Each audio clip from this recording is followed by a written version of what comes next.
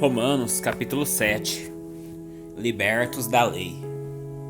Agora, irmãos, vocês que conhecem a lei, não sabem que ela se aplica apenas enquanto a pessoa vive? Por exemplo, quando uma mulher se casa, a lei a une a seu marido enquanto ele estiver vivo. No entanto, se ele morrer, as leis do casamento já não se aplicarão à mulher. Portanto, enquanto o marido estiver vivo, se ela se casar com outro homem, cometerá adultério. Mas se o marido morrer, ela ficará livre dessa lei e não cometerá adultério ao se casar novamente. Assim, meus irmãos, vocês morreram para o poder da lei, quando morreram com Cristo, e agora estão unidos com aquele que foi ressuscitado dos mortos. Como resultado, podemos produzir uma colheita de boas obras para Deus.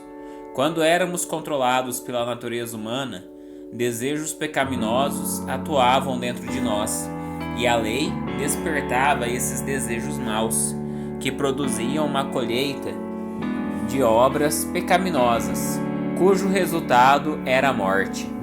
Agora, porém, fomos libertos da lei, pois morremos para ela e já não estamos presos a seu poder. Podemos servir a Deus não de maneira antiga, obedecendo à letra da lei, mas da maneira nova, vivendo no Espírito. Por acaso estou dizendo que a lei de Deus é pecaminosa? Claro que não. Na verdade, foi a lei que me mostrou meu pecado. Eu jamais saberia que cobiçar é errado se a lei não dissesse não cobice. Mas o pecado usou esse mandamento para despertar dentro de mim todo tipo de desejo cobiçoso. Se não houvesse lei, o pecado não teria esse poder. Houve um tempo em que eu vivia sem lei. No entanto, quando tomei conhecimento do mandamento, o pecado ganhou vida, e eu morri. Assim descobri que os mandamentos da lei, que deveriam trazer vida, trouxeram em vez disso morte.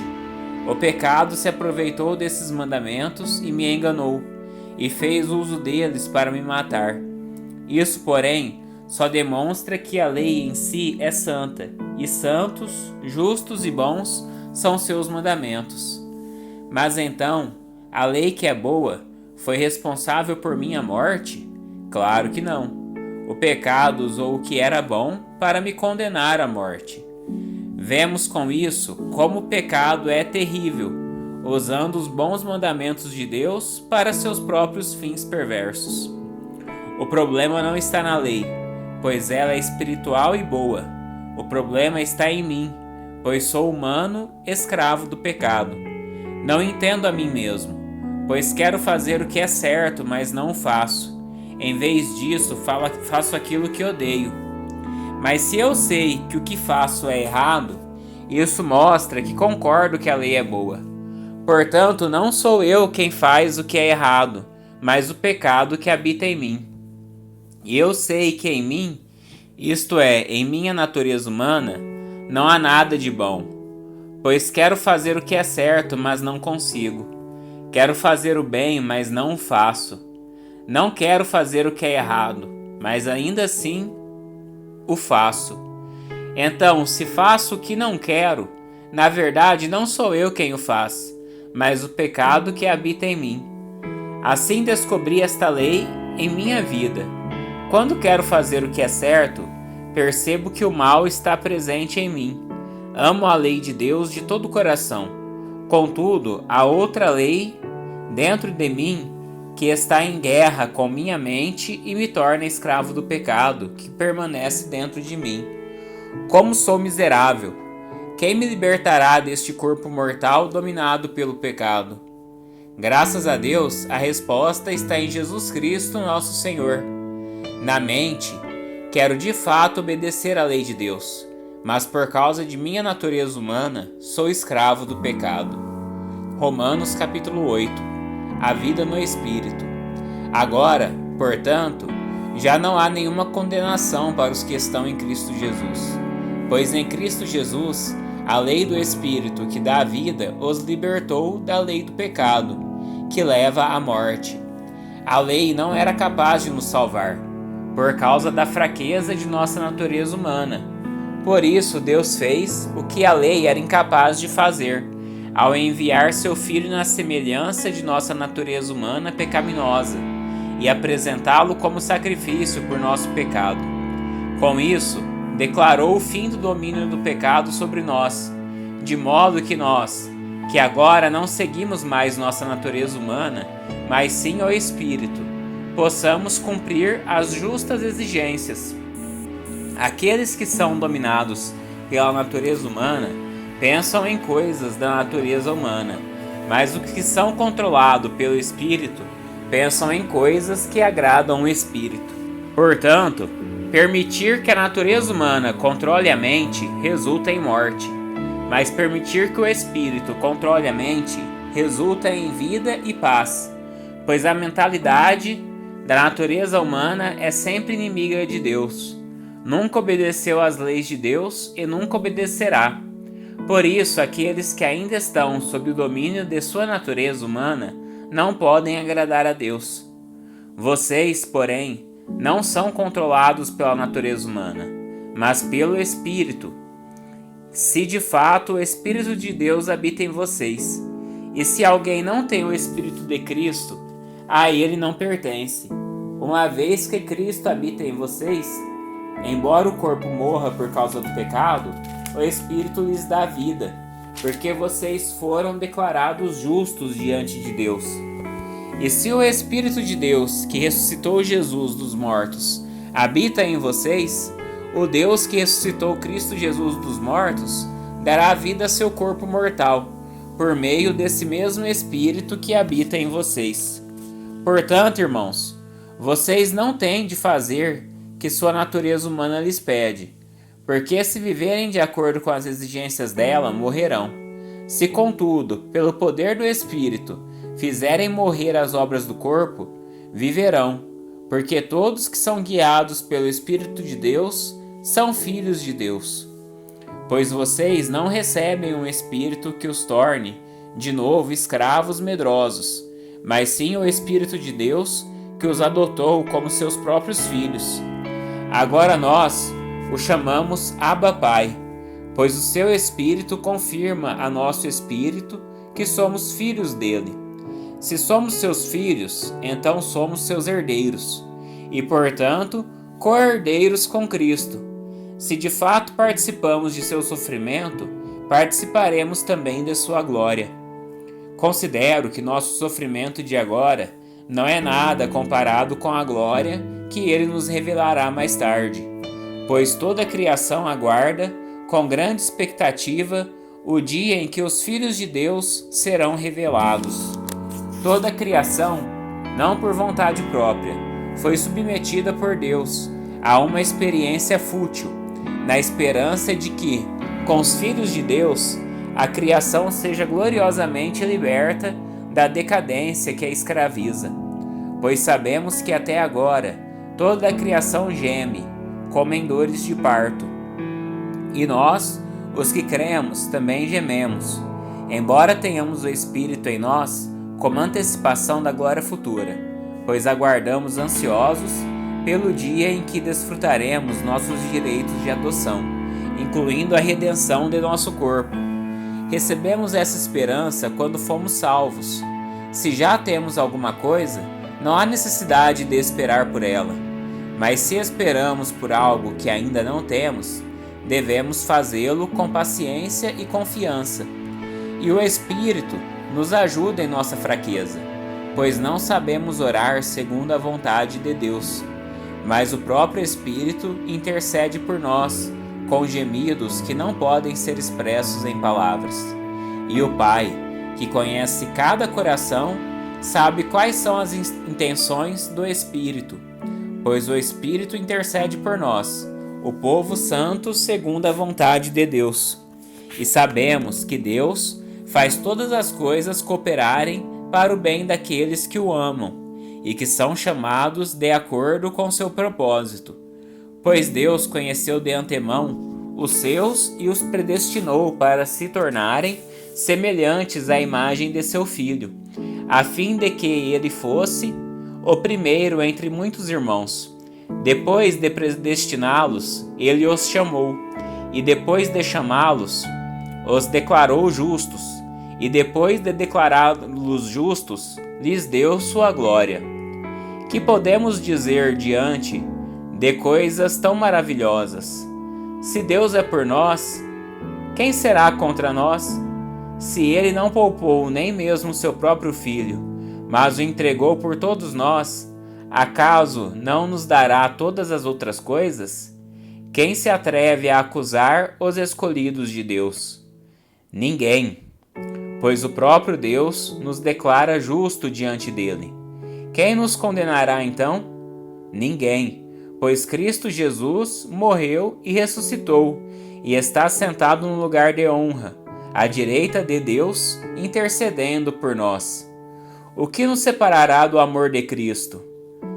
Serão aflições ou calamidades? Perseguições ou fome? Miséria, perigo ou ameaças de morte? Como dizem as Escrituras, por causa de ti, enfrentamos a morte todos os dias. Somos como ovelhas levadas para o matadouro. Mas apesar de tudo isso, somos mais que vencedores por meio daquele que nos amou.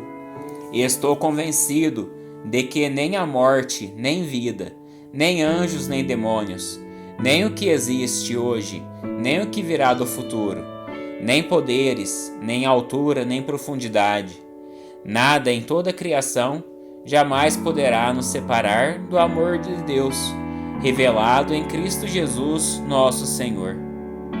Romanos capítulo 9. Deus escolhe Israel.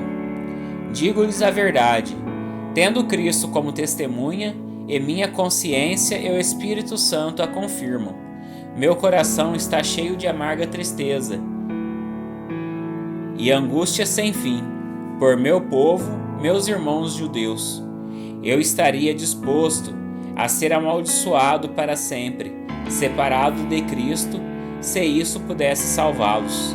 Eles são o povo de Israel, escolhidos para serem filhos adotivos de Deus. Ele lhes revelou sua glória, fez uma aliança com eles e lhes deu sua lei, e o privilégio de adorá-lo e receber suas promessas. Do povo de Israel vêm os patriarcas e o próprio Cristo. Quanto à sua natureza humana, era israelita. Ele é Deus, aquele que governa sobre todas as coisas e é digno de louvor eterno. Amém. Acaso Deus deixou de cumprir sua promessa a Israel? Não, pois nem todos os descendentes de Israel pertencem, de fato, ao povo de Deus. Só porque são descendentes de Abraão, não significam que são verdadeiramente filhos de Abraão, pois as Escrituras dizem: Isaque é o filho de quem depende a sua descendência. Isso significa que os descendentes físicos de Abraão não são necessariamente filhos de Deus. Apenas os filhos da promessa são considerados filhos de Abraão, pois Deus havia prometido: voltarei por esta época, e Sara terá um filho. Esse fato não é o único.